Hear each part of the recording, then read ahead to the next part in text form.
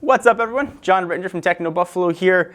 I have a smartphone glued to my hand for many more hours a day than I choose to admit, and more than my wife would like me to have.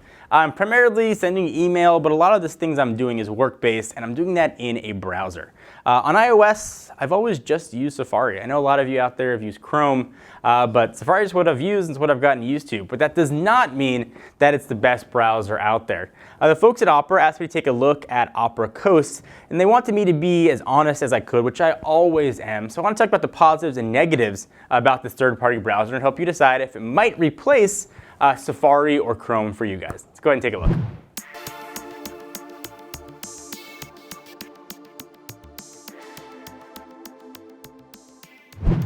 I've always just by default used Safari on iOS. Not necessarily because it's the best, because it was just always there and it worked well enough. I've been using Opera Coast as my only browser now for 5 days. And there's a lot to like about it, but not everything is perfect. Let me go ahead and open it up and I'll walk you through it. First thing you'll notice is that it looks totally different than any other browser that you might have ever seen. There is an iPad version as well that looks just as gorgeous, and of course one optimized for the iPhone. So there is a bit of a learning curve here. It's very different than what you get with ordinary browsers. You might be wondering where the address bar is and why all these tiles and things are here when you've never used a browser before. So I want to walk you a bit through the UI, which I've come to really appreciate. It's very well done. It's actually become very intuitive. So first, to search the web, it's pretty simple. Just go ahead and slide that down, and you can go ahead and search for anything you want. What I like about it is they're sort of giving news right in front of you as you're searching. So you might not want it, but it's nice to sort of see something new, and usually takes advantage of unused real estate while you're typing. So you can type a question or a URL, whatever it might be. So let's go ahead and jump right in and look at TechnoBuffalo. So we'll type TechnoBuffalo. And if you search the site before, it'll start to populate. It doesn't just pull up a list. It gives you the typical sort of written options there, but also it'll give you a tile format, which I really like. And if you don't have an icon, it'll make one for you. And it's telling you that it's being searched with Google. So quick search, go ahead and jump into TechnoBuffalo, for example. It'll load the site. You get a bit of a splash screen as it's pulling up, and the site is there and things load very quickly. And we'll talk about the SunSpider score and stuff a little bit later. Using it though, just like using any browser, you can scroll around. Scrolling is really smooth on it, depending on what you're using. But the UI might look a bit unfamiliar here. So you've got an arrow, you've got a grid, and then you've got sort of a smaller line of icons. So I'll show you what each one of these is going to do. One on the left is going to sort of let you know what you're looking at and also pull up your share ops. And sharing is really important to Opera Coast, and they've done a great job making sharing really, really easy. And also, you'll see with Opera Coast, things just look really pretty. So go ahead and push that arrow. It'll tell you what site you're visiting. It'll pull up even a little thumbnail from an image in there. And you could share it via any of the social networks that you choose. Hit the X, we'll close that. This is just going to take you home, serves as your home button, and you can go ahead and jump right in. We'll go back to TechnoBuffalo.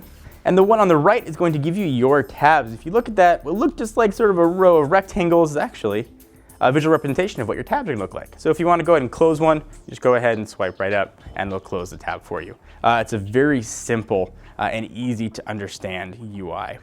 If you want to browse previous pages or back pages, simple swipe gestures will do that for you. If you swipe that way, you'll go back to your previous site. If you want to swipe the opposite direction, you can go back to the site you were at. It's again, very simple and relatively intuitive. Let's go back and hit home. I can show you some other cool stuff that you can do here inside of Opera Coast. So first, these pages are going to be here by default. The Facebook, Twitter, YouTube, Reddit, and the rest of that kind of stuff. You can choose to remove them or not. The pages you've just visited will show up down here below. So all of your tabs will show up in little squares. So if you want to move one up, you can go ahead and select it, move it right up, and it'll stay there permanently. If you want to get rid of it, you can do that as well. You can drop here to delete, so drag it up to the top, delete it, and it's going to be gone from your history. What I like about Opera Coast is that it's pretty much always in private mode. If you delete that tab, like I just did with TechnoBuffalo, it deletes all the history you've had with that site. So if security is important to you, bear in mind, this is almost always the equivalent of being incognito mode. As long as you delete that tab, then there's no history of you ever visiting that site, something I really appreciated. Another feature that was important to me for a browser to have was the ability to have handoff, certainly with iOS and Yosemite. Handoff does work here just like any other handoff capable application will. As long as you've got Bluetooth on your computer, it'll work pretty well. As I mentioned, I wanted to check what the SunSpider score was, and that checks JavaScript and how well a browser can run JavaScript. In that case, it's the lower the score, the better. It's got a score of 1,296, whereas Safari got a score in the 300. So by that, you might think Safari is going to be 3 to 4 times faster. That was not the case. This loaded pages really, really fast. And I became to really appreciate the UI and how well video played inside of the application and how well everything worked. Very personal choice. It might be one you've been used to, maybe you like to try new things. I've really appreciated Opera Coast for the way it looks and the way it performs. It's a beautiful looking application, and I could appreciate the design effort that went into it, design language that was used. I really liked viewing all the icons and all my tabs and those squares. I liked the way it encapsulated things. I liked how I could sort of view a quick snap of the site I was in and share it very easily on any social media that I choose. I also really liked that it was always in private mode. I could swipe away and my history would be erased with it. Not that I'm doing anything scandalous, but I just like if someone should take my phone or anything that it's all sort of hidden, something that I've come to like with Opera Coast. So again, a browser is a very personal choice, but if you want to try something new, I think you kind of owe it yourself to try the free Opera Coast. Not going to cost you anything, give it a shot. It does have a bit of a learning curve, like I mentioned, so try it for at least a day and a half to get to use it. I don't think you're going to be disappointed. I think you'll really like it. And for me, I think Opera Coast might just replace Safari. Thank you guys for watching another Techno Buffalo video. I hope you enjoyed. We love consumer electronics here, and if you are as passionate about them as we are, hit the big subscribe button. We've got new videos coming at you every day. We talk about phones, tablets, laptops, and everything in between. And if you like video games, check us out at Twitch, where we play video games, although admittedly not very well, at twitch.tv/technobuffalo. All the links are right down below.